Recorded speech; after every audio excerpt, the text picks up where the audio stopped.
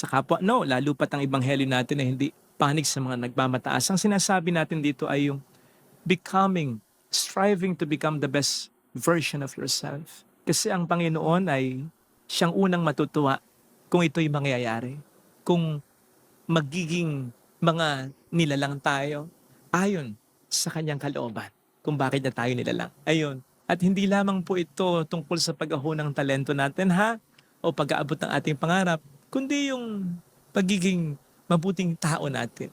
Mabuti hindi lamang sa hindi tayo gumagawa ng masama o gumagawa tayo ng mabuti, kundi yung nagiging buhay na larawan talaga tayo ng Panginoon. Napaka mapagmahal at napaka mabuti. Yung maging tamang tao muna tayo para madali tayong ma-guide ng Panginoon sa mga tamang tao. Mahirap po kasi mag-end up sa mga maling tao.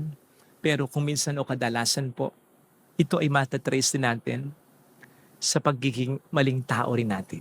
Sa mga pagkakataong pinalampas natin para maging best version tayo ng sarili natin ayon sa intensyon ng Panginoon sa paglikha sa atin.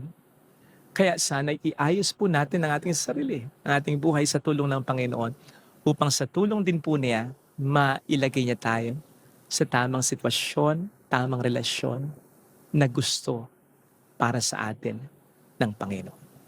Amen.